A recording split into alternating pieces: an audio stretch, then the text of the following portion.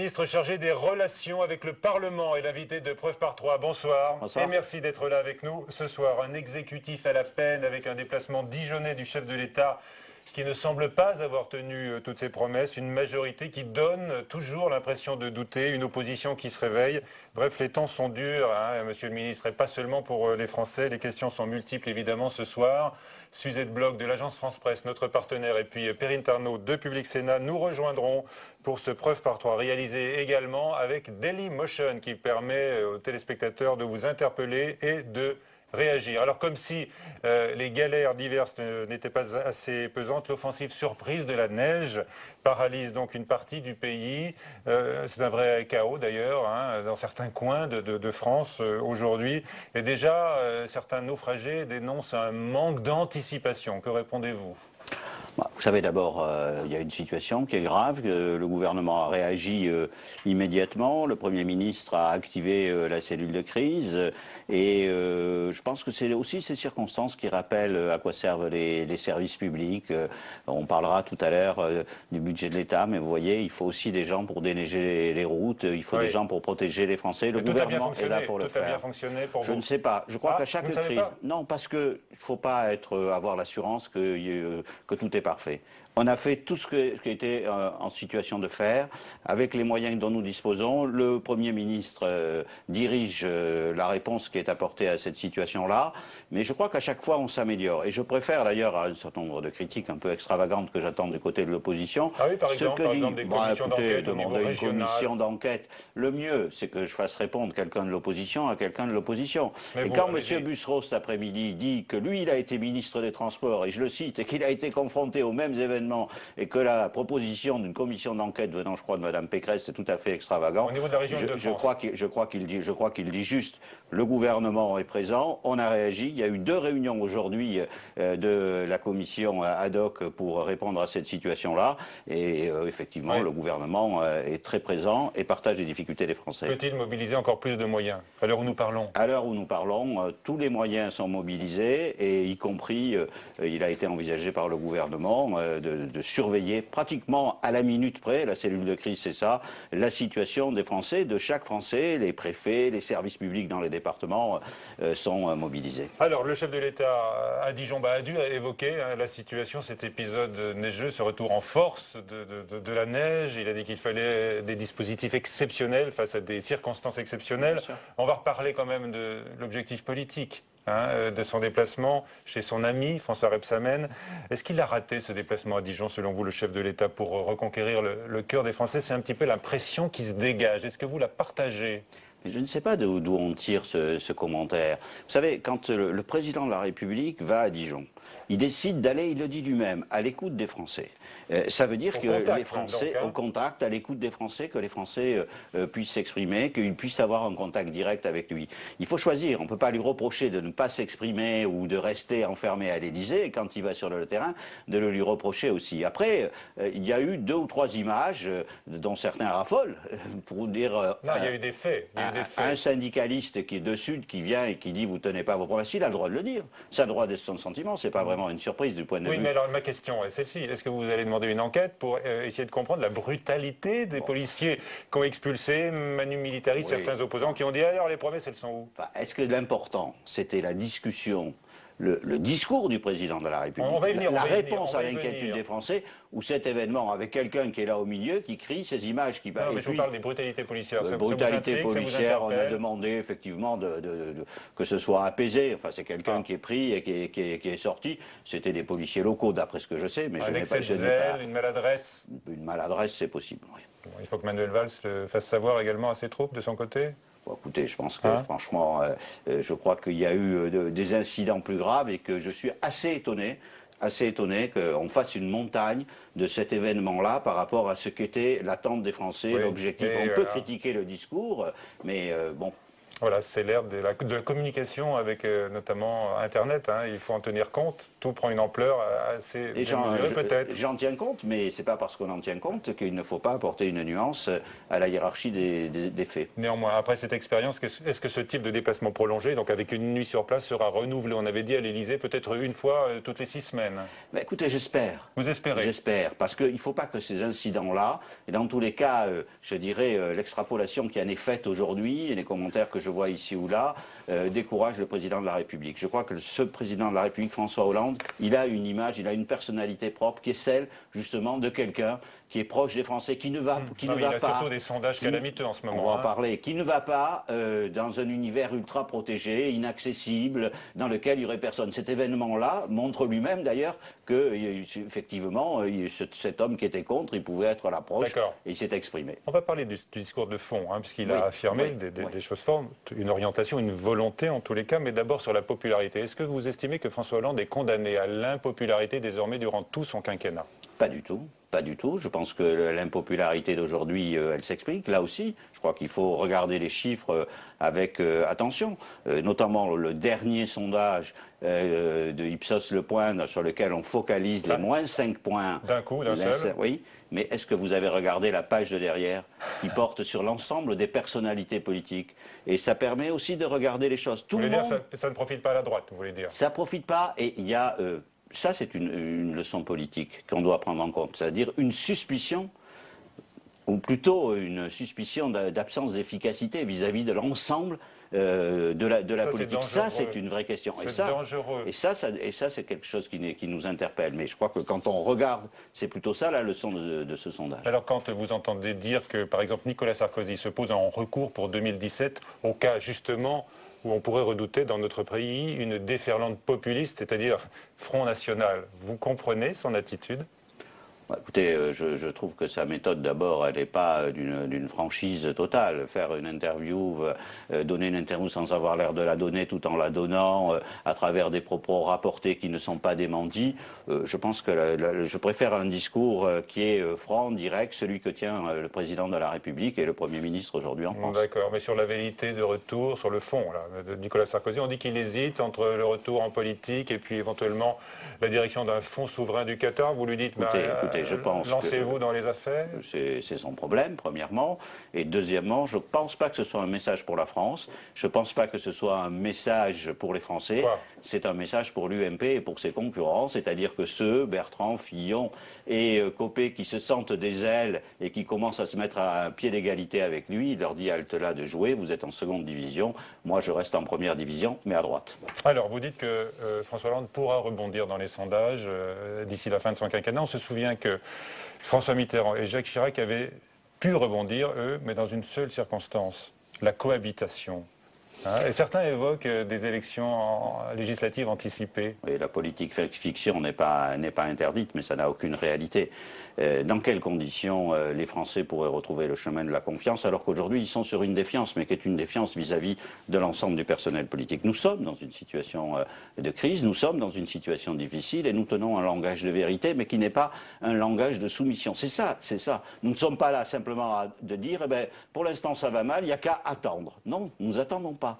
Ce que nous avons fait en 10 mois, alors on nous reproche de ne pas avoir en 10 mois les résultats, d'avoir réussi à réparer ce que les autres ont détruit en 10 ans, mais depuis, ce que les Français pourraient nous reprocher, c'est de ne rien faire. Ça, ça serait un vrai critique.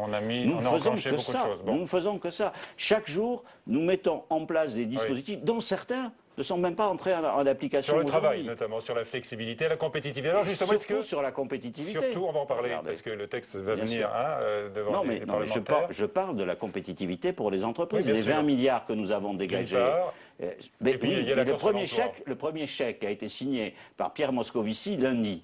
350 000 € pour une entreprise de 450 salariés dans le Puy-de-Dôme. Ça, c'est très concret. 4% de la masse salariale mise à disposition immédiatement. Est-ce qu'un modèle pourrait être Gerhard Schröder, qui lui avait décidé de réformes radicales en Allemagne? Il a remis son pays sur de bons rails économiques, mais il en a sacrifié son destin politique. Oui, je pense que c'est pas du tout notre modèle et qu'il faut avoir.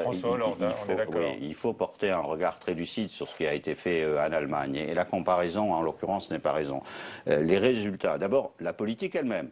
Notre projet, c'est pas de généraliser les petits boulots à 400 €. C'est même exactement l'inverse de ce qu'on fait dans l'accord sur la sécurisation de l'emploi. Donc le modèle n'est pas celui de Gerhard Schröder, et en même temps, les résultats de l'Allemagne aujourd'hui, ça mériterait d'être regardé. Vous savez, la démographie... Les résultats économiques qui sont incontestables. Performance sur le plan industriel. Budget, oui, mais la situation... L'exportation surtout. L'exportation, c'est ça le résultat très fort. La performance industrielle. Mais il y a un lien entre les deux débats. Vous savez, pourquoi l'Allemagne, qui a eu une croissance faible à un moment donné, pourquoi ils n'ont pas licencié? Parce qu'ils avaient une autre méthode pour gérer ce qu'on appelle la flexibilité interne. Et ça, c'est très important. De ce point de vue-là, l'accord qui a été passé en France, il s'inspire un peu de ce constat qui est terrible. Et d'ailleurs, 10 fois plus de chômage partiel en Allemagne qu'en France. C'est-à-dire que les entreprises allemandes, dans la difficulté, n'ont pas licencié.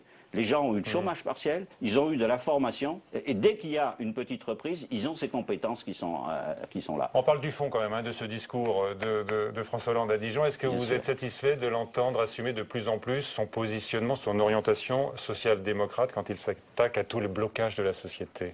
Mais nous sommes social-démocrates, c'est l'engagement, c'est l'alternative qui existe en France. C'est parfois difficile à avouer face aux réticences à gauche. Même au PS. Non, mais nous sommes social-démocrates. Je veux dire, personne au Parti socialiste aujourd'hui, ce n'est pas notre projet de société. Nous ne sommes pas pour une économie administrée. Nous sommes pour une économie qui a besoin d'entreprises. Et nous sommes pour un équilibre dans la situation qui existe aujourd'hui, et notamment que les salariés aient du pouvoir dans l'entreprise. C'est aussi le contenu de l'accord. Et que la croissance, qui est absolument nécessaire, on peut faire toutes les réformes qu'on veut, il nous faut de la croissance, c'est aujourd'hui un objectif partagé. Ah d'accord, donc vous êtes, c'est clair, l'exécutif pour un socialisme de l'offre, pour l'innovation, pour la compétitivité des entreprises. Il y a trois objectifs. Le redressement des finances publiques, d'accord, mais je parlais la compétitivité des entreprises, l'innovation et la priorité à l'emploi. Et c'est pas l'une après l'autre. Ces trois objectifs se conjuguent en même temps. C'est ça la logique et la cohérence de notre politique. Donc le socialisme de l'offre, ça vous va, la social-démocratie, ça vous va aussi? Je ne veux pas le socialisme de l'offre comme étant un objectif indépassable, puisque ça ne veut rien dire. C'est ce que réclame Gérard Collomb, sénateur maire PS de Lyon. Je veux dire, c'est une partie de la réponse. Mais il ne faut pas opposer le socialisme de l'offre au socialisme de la distribution. C'est un tout. Nous sommes des sociaux-démocrates. Et nous conjuguons l'ensemble de ces objectifs en même temps. Et vous pensez vraiment que viendra le temps de la redistribution au cours de ce quinquennat, comme l'avait promis au bout de 2 ans François Hollande? C'est une question de croissance. De patience, je pensais que vous alliez dire. Pas de patience, justement. Et vous avez raison de réagir comme ça. Parce que ce qu'on pourrait nous reprocher, c'est nous dire que c'est une question de patience. On n'est pas là, comme Soran, à attendre que la croissance revienne. Nous mettons en place les outils. La Banque publique d'investissement, ce dont je vous ai parlé sur le crédit compétitivité, ce sont des mesures qui sont prises aujourd'hui et qui entrent en application. Plusieurs questions. Je parle encore de Gérard Collomb. Il dit qu'il faut abandonner l'idée de 75% de taxation sur les très hauts revenus. Vous êtes d'accord? Non, je ne suis pas d'accord. C'est un objectif qui reste. On attend l'avis du Conseil d'État, et Jérôme Cahuzac a précisé que de toute façon, le dispositif alternatif, puisqu'il faut qu'on en trouve un autre, sera dans la loi de finances pour 2014. L'UMP a déposé sa première motion de censure. Elle sera débattue le 20 mars. Bon, c'est un exercice classique. Vous avez beaucoup fait ça lorsque vous étiez dans l'opposition. Bien sûr. Bien sûr, c'est normal, l'opposition a des droits, et c'est un droit qu'elle exerce naturellement. Le débat politique a lieu au Parlement, et c'est tout à fait logique, et nous allons y répondre. Vous avez préparé vos arguments. Tout à fait. Bien. Certains doutent du Premier ministre. Mais certains doutent du Premier ministre qui... C'était pas lui d'être à Dijon, par exemple, de s'adresser aux entreprises Non, mais le président de la République ne peut pas rester, lui, tout seul à l'Élysée, qu'il aille sur le terrain. Et le Premier ministre le fait tous les jours. Le Premier ministre, il dirige le gouvernement. Et je peux vous dire que Jean-Marc Ayrault ne ménage pas sa peine ni son temps. Et donc, il est à sa place, il coordonne l'action du gouvernement, il est dans une relation de confiance, c'est très important.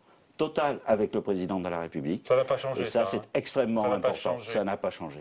Très bien. Et ça, c'est une garantie pour l'efficacité de l'exécutif en France. On va voir un peu quelles sont vos difficultés avec votre majorité, avec l'opposition que vous a entendue. Elle semble même s'intensifier. Déjà, certains parlementaires disent « Oh là là, on va surveiller de très près les choix courageux qu'annonce François Hollande en matière de retraite ». On va en parler avec Suzette Bloch qui est avec nous. Je ne vous parle pas non plus des parlementaires du Front de gauche qui, eux, ne vont par exemple pas voter la loi sur la refondation de l'école. On voit ça avec Suzette dans un instant, mais d'abord le point. Donc, sur les socialistes qui vous donnent du fil à retordre, monsieur le ministre.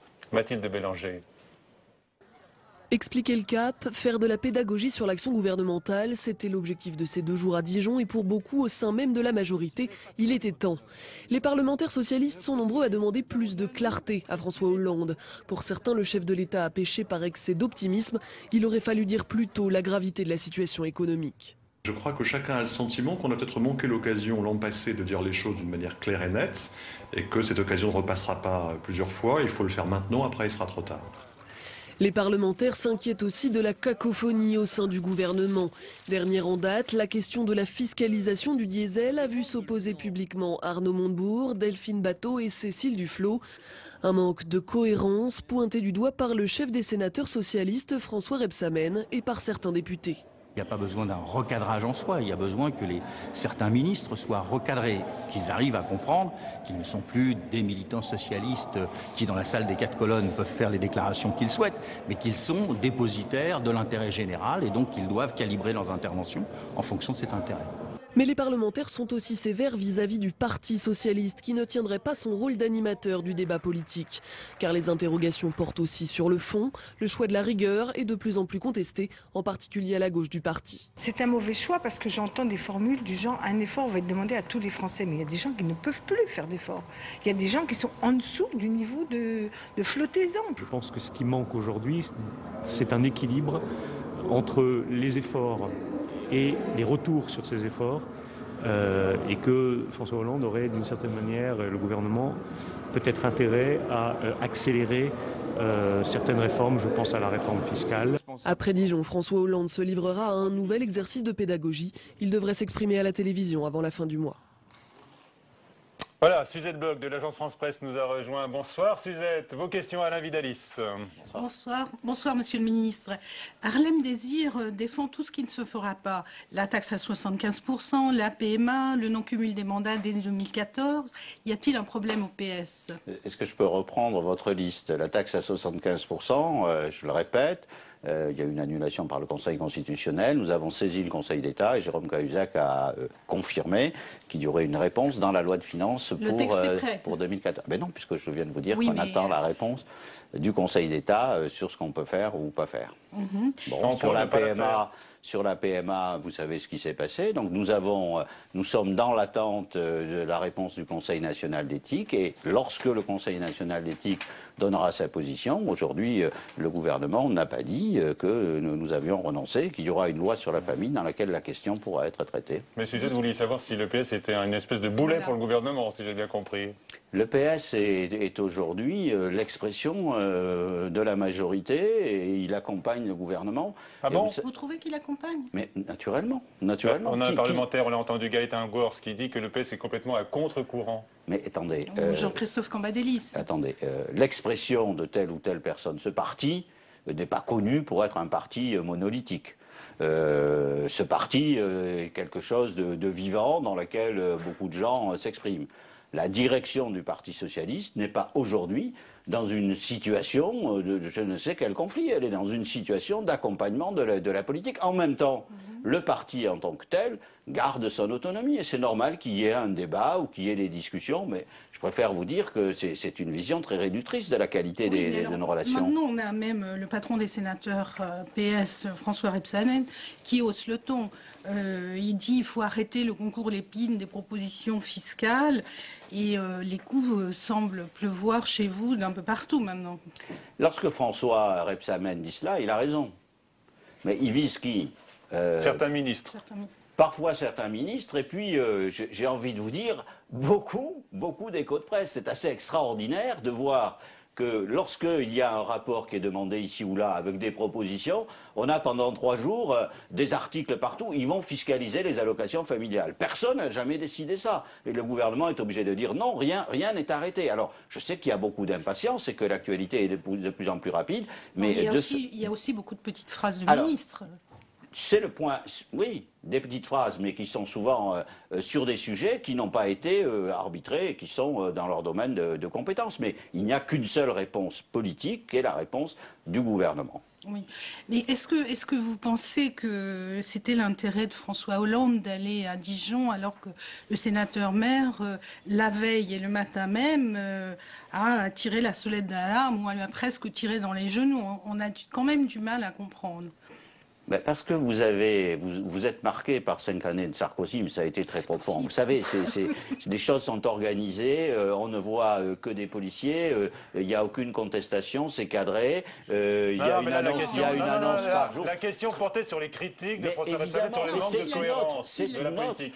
Écoutez, que François Hollande aille à Dijon, chez François Rebsamen, qui est quelqu'un qui est important dans les institutions de la République, puisqu'il est président du groupe aussi, en sachant qu'il y a des sujets sur lesquels ils ne sont pas exactement d'accord. Mais franchement, c'est la nature même de ce parti aussi, de travailler ensemble depuis des années pour élaborer dans la discussion. Nous avons des rapports qui s'inspirent de la démocratie. Et sur l'essentiel et sur la politique à mener, ils sont absolument d'accord. Oui, mais alors, là, cet après-midi, l'autre baron du PS, sénateur maire de Lyon, Gérard Collomb, tire aussi la sonnette d'alarme en disant, en appelant Hollande à avoir un langage clair.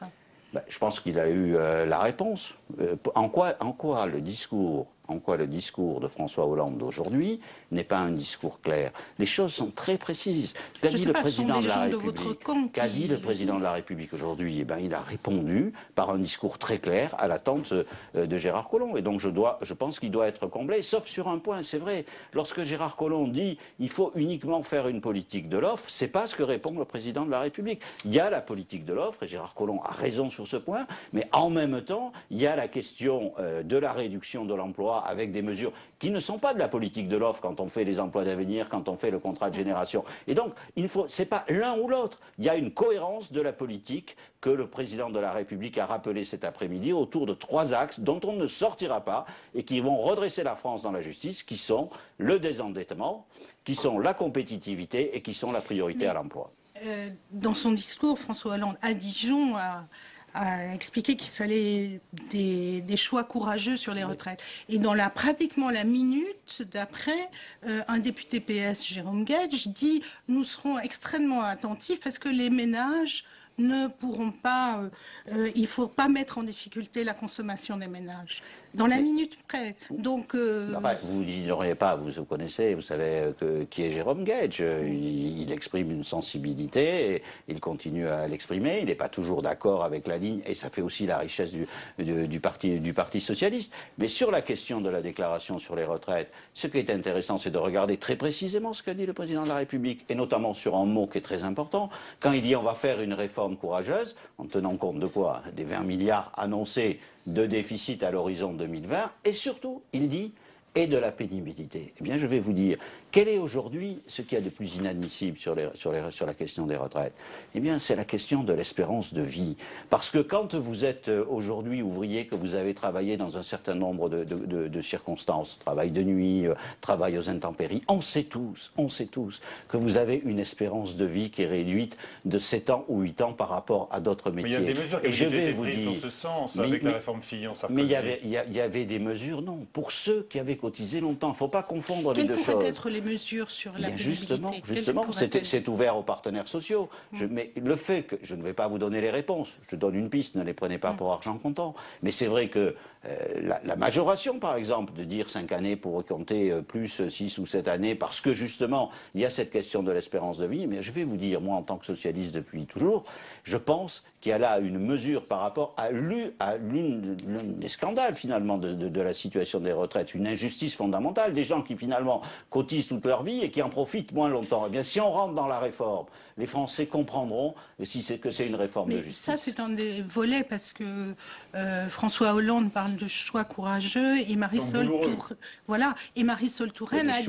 tous les Français seront concernés. Et bien sûr que tous les Français seront concernés. Tous les Français seront... ceux qui auront eu des emplois pénibles, vous nous avez dit, qui auront droit à une espèce de bonus en termes d'années de cotisation. Quand le président, il ne faut pas simplement voir le volet effort supplémentaire pour trouver les 20 milliards. Si on a une réforme, ce que j'espère, qui sera proposée, puisqu'il y a un comité d'experts qui va donner son rapport, puis les partenaires sociaux, le président de la République l'a rappelé, puis des décisions. Ça veut dire que ces décisions, elles vont conjuguer un impératif. Comment trouver 20 milliards? Et là, on va laisser la priorité. Rien n'est arbitré à ce jour aux partenaires sociaux. On s'oriente vers un allongement de la durée de cotisation. Mais vous ne savez pas. Le chef de l'État, François Hollande, en a parlé plusieurs fois pendant sa campagne. Oui, mais vous ne savez pas aujourd'hui quelle sera la solution, s'il y aura plusieurs paramètres parmi plusieurs leviers que vous pouvez utiliser. Mais si en même temps, dans cette réforme, il y a la prise en compte de la question de la pénibilité, alors je crois que les Français comprendront le sens de cette réforme. Alors, vous êtes au centre du dispositif chargé de faire l'interface entre le Parlement et les ministres. Alors, pourquoi cette incohérence au niveau des ministres? C'est l'inexpérience? C'est un problème de direction? Expliquez-nous un peu qu'est-ce qui se passe. Parlons sur des faits précis. Vous pensez à quoi? Il y a plein de divergences qui sont exprimées sur la fiscalité du diesel, par exemple, sur l'augmentation des amendes de contravention, et même sur l'effort de rigueur, puisque, Suzette, il y a des ministres, Delphine Batho ou Cécile Duflot, qui disent « Oh là, il ne faut pas nous étrangler, on ne va pas pouvoir gérer nos ministères, on ne pourra plus ». Écoutez, c'est pas une incohérence. Il y a une ligne politique et il y a des efforts. Mais tout à l'heure, vous avez dit que François Rebsamen avait raison de parler d'incohérence. Non, mais je ne vous ai pas dit, ça c'est vous qui faites le commentaire. Je vous ai repris pour vous dire que François Rebsamen avait raison par rapport à la nécessité de soutenir l'action du président de la République, mais qu'il rappelle à la nécessité de faire bloc, je le partage complètement, mais je ne souscris pas à ce que vous venez de dire.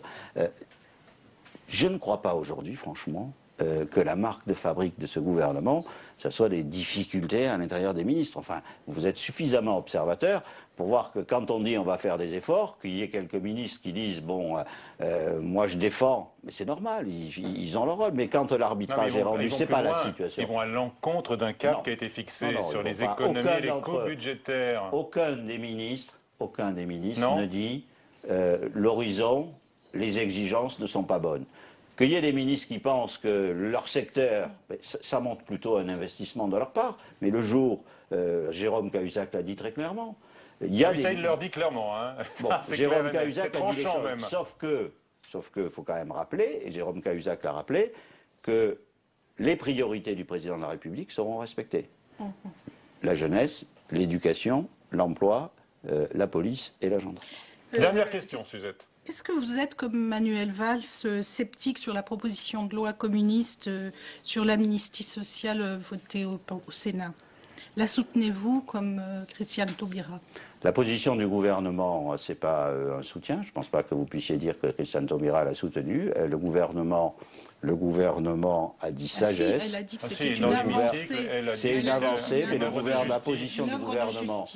position du gouvernement, ça a été de dire sagesse, c'est-à-dire de laisser le Sénat délibérer, puisque c'est une initiative parlementaire, c'est une proposition de loi du groupe communiste. À l'origine, oui. À l'origine, oui. Peut-être toujours trop loin. À l'origine, oui. Mais les choses doivent être claires. Tout ce qui est atteinte à la personne, tout ce qui est non-respect des fonctionnaires qui sont chargés de l'autorité publique, tout cela, il n'est évidemment pas question que ça puisse faire l'objet d'une loi d'amnistie. Ça a été la démarche du groupe socialiste. Aujourd'hui, nous avons un texte. Nous verrons bien ce qu'en pense l'Assemblée nationale, parce qu'il faut aussi respecter ce débat. Merci beaucoup, Suzette, d'avoir été avec nous ce soir. Perrine Tarnaud de Public Sénat va nous rejoindre maintenant. Monsieur Vidalis, on va parler de textes importants dont on va examiner la portée dans les heures qui viennent. On voit ça donc tout de suite. Après cette première évocation d'un autre vote qui va intervenir début avril, cette fois au Sénat, avec des débats sans doute moins enflammés qu'il y a quelques semaines. Il s'agit du mariage gay. Paul Bouffard. On ne prévoit ni nuit blanche, ni débats enflammés.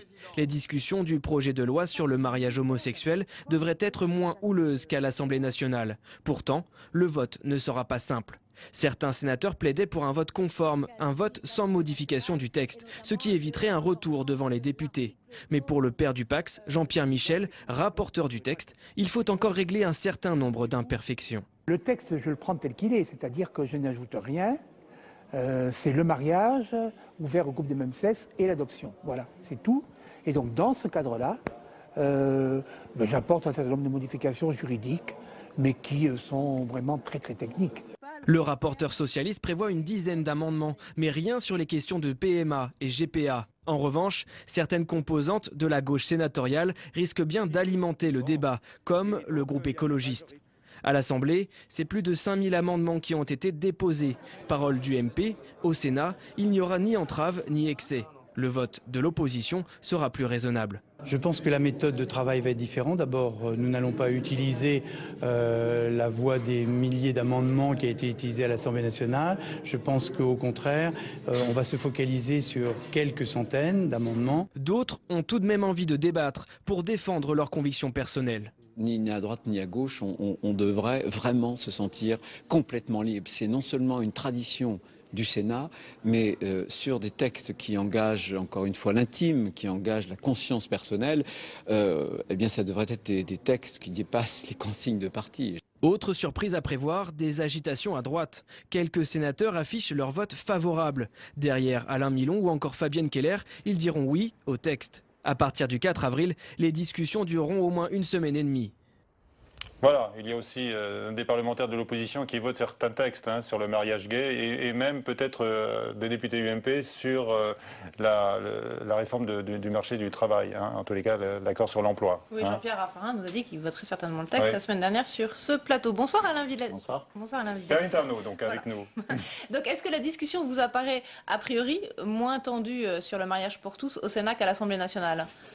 J'ai une question sur le climat. Objectivement, oui. Je pense que ce que je viens d'entendre de l'opposition ici, c'est que il n'y aura pas cette avalanche d'amendements répétitifs et cette idée qu'il fallait absolument faire durer le débat le plus longtemps possible dans des conditions qui n'étaient quand même pas faciles, des nuits et des nuits donc, à débattre Sénat, de la pas de même nuit chose. blanche prévue, pas de week-end de Le gouvernement séance. est à la disposition du Sénat. S'il doit y avoir des nuits blanches et si ça doit durer plus longtemps, ça durera plus longtemps.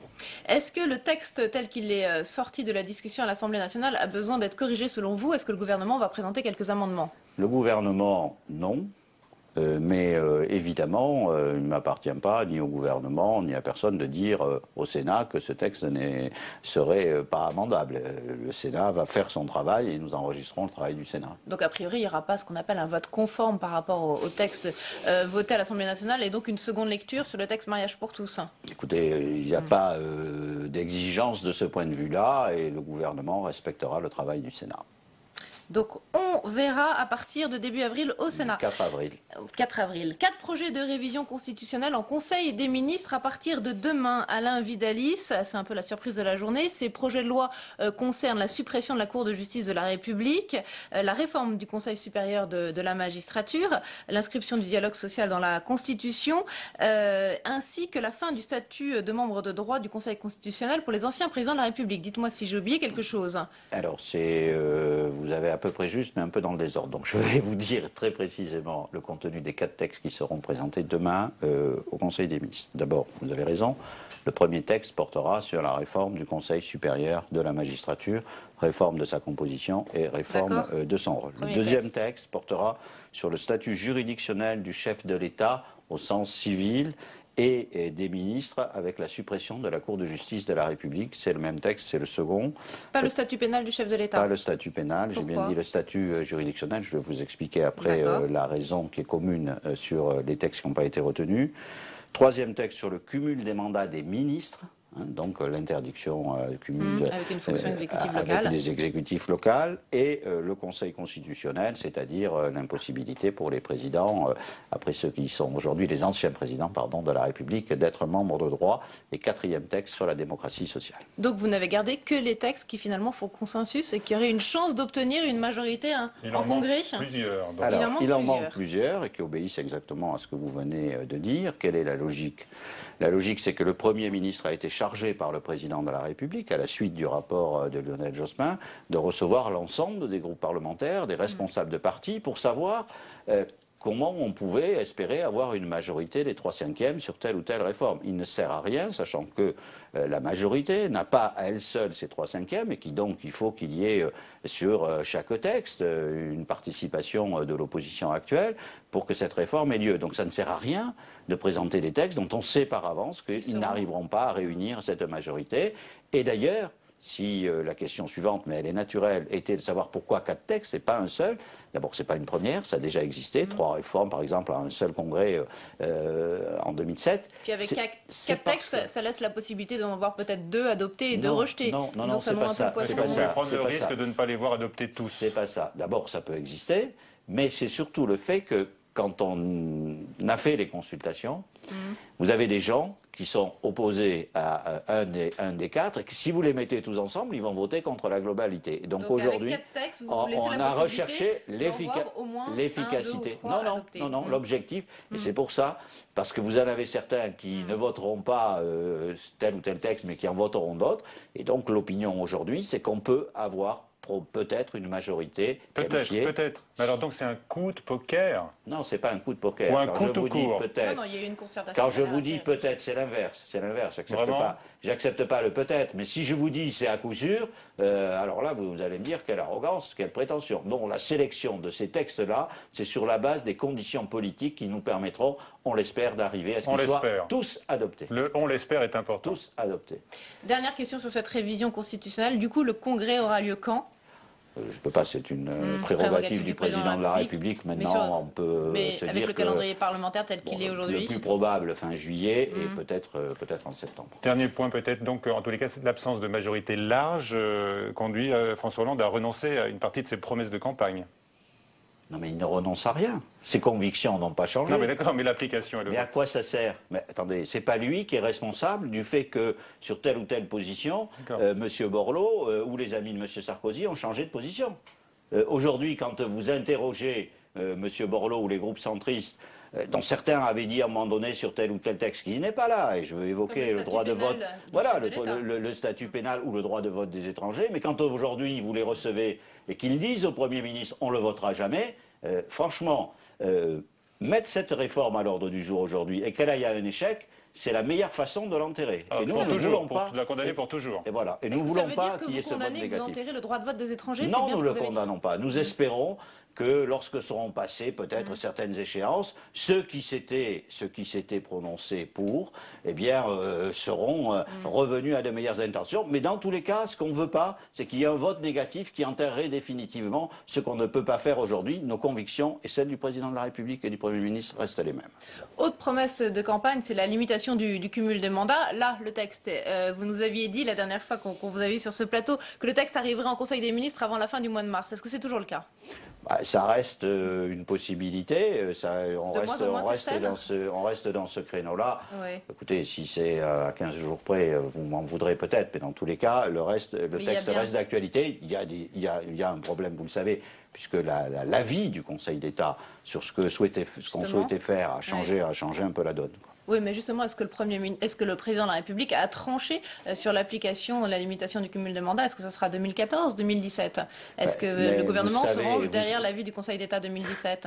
Le gouvernement, quand il est confronté au Conseil d'État qui dit la seule chose que vous ne pouvez pas faire, c'est de voter une loi qui va remettre en cause les mandats en cours, sinon vous avez un problème de constitutionnalité, il vaut mieux qu'il y réfléchisse, sinon dans quelques mois, lorsque le Conseil constitutionnel aurait censuré une telle démarche, vous me recevriez en me disant, mais alors, franchement, vous êtes totalement irresponsable. Donc 2017. Non, mais on essaye de trouver d'autres solutions. C'est pour ça qu'aujourd'hui, il n'y a pas de réponse. Donc le président de la République, quand le texte passera en Conseil des ministres, je vous donnerai la réponse. Donc, rien n'est arbitré aujourd'hui. Est-ce qu'en tout cas, Harlem Désir a tort de s'obstiner en réclamant toujours une application pour 2014? Mais nous en débattons avec lui. Le président de la République a rappelé aujourd'hui une chose importante, cette réforme sera faite pour tous les parlementaires, avec l'interdiction du cumul avec tous les exécutifs, avant la fin du quinquennat.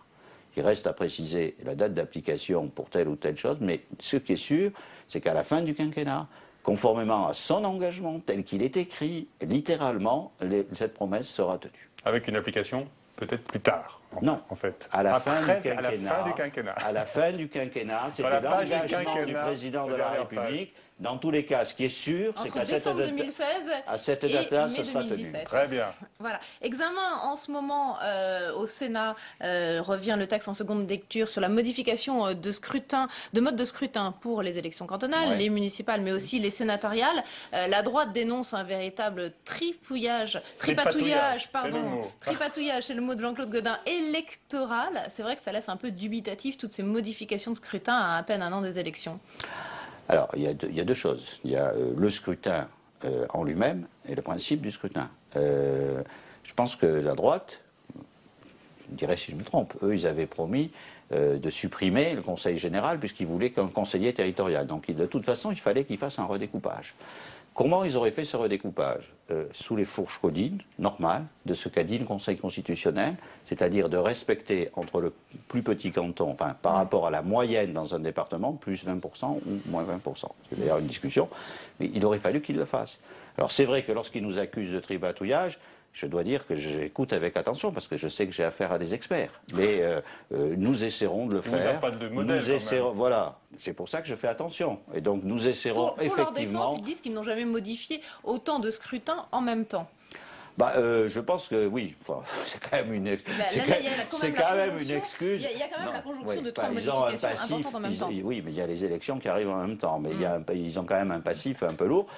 Revenir à la proportionnelle à 3 pour les sénateurs, ça a toujours été la position, ça ne doit pas être une surprise, puisqu'on l'avait déjà fait, et dès qu'ils sont, à un moment donné, dès qu'ils sont revenus au pouvoir, ils ont fait l'inverse. Mais c'est une mesure ou un retour qui vous permet automatiquement de gagner combien? 10, 15 sénateurs de gauche? Ah non, écoutez, si c'était ça, on l'aurait fait immédiatement. Franchement, non, c'est pas... Est-ce qu'il faut tout faire pour sauver le Sénat de gauche? Mais dans tous les cas, vous conviendrez que notre objectif, c'est que le Sénat reste à gauche. On se demande s'il est à gauche. Et pourtant, parfois, on se demande si ce ne serait pas plus simple d'avoir un Sénat réellement dans l'opposition plutôt qu'un Sénat de gauche qui finalement retoque des projets de loi du gouvernement. La réponse est non. Non. La réponse est non, parce que je préfère avoir ici une majorité qui n'est pas la majorité gouvernementale, mais qui s'inscrit dans la majorité présidentielle, avoir un président du Sénat qui est un président du Sénat de gauche, plutôt que d'avoir. Même si on dit qu'il manque d'autorité, le président du Sénat? Ah non, mais je ne vois pas pourquoi le président du Sénat manquerait d'autorité. Je veux dire, moi je viens régulièrement aux réunions ici, que ce soit institutionnel à la conférence des présidents, que ce soit des réunions de groupe, je le vois tous les mardis matins. Il est très actif à ce qu'on appelle le petit déjeuner de la majorité, où les questions politiques sont abordées. Donc je ne souscris pas du tout à cette appréciation. Qui a été émise notamment par M. Baillet, encore un des membres de votre majorité gouvernementale. Oui, mais ils ont droit à ces appréciations, mais j'ai le droit de penser exactement le contraire. C'est la dernière minute de l'émission. Voilà. Chavez, c'est De Gaulle plus Léon Blum. Le monde gagnerait à avoir beaucoup de dictateurs comme Hugo Chavez. Ça, ce sont les propos de Victorin Lurel, le ministre des Outre-mer, qui indigne la droite. Mais le gouvernement refuse la polémique. Et donc, est-ce que vous soutenez ces propos? Donc je pense que ce qu'a dit Laurent Fabius cet après-midi, c'est ce que va dire le gouvernement très honnêtement aujourd'hui. C'est un dérapage. Mais c'est pas un dérapage de la part de la droite. Je veux dire, Chavez, il a été reçu deux fois par le président Sarkozy qui a dit il faut faire des accords donnant. Bon, ce qui a été dit par le président de la République. De là à dire qu'il faudrait beaucoup d'autres dictateurs comme Hugo Chavez. Oui, alors, je ne fais pas d'autres commentaires que ce qu'a fait Laurent Fabius sur cette question-là, et la réponse est claire. Je crois que ce qui a été dit, y compris par référence à ce qu'a fait, Chavez, ce qui a été dit par Laurent Fabius, y compris par rapport aux différences que nous avions, et surtout à la solidarité vis-à-vis de ce peuple qui va maintenant rentrer dans un processus démocratique. On l'espère, vraiment, pour eux. Merci, M. Vidalis. Bien sûr. Bien sûr. Merci, Perrine. Bonsoir à tous et à très vite.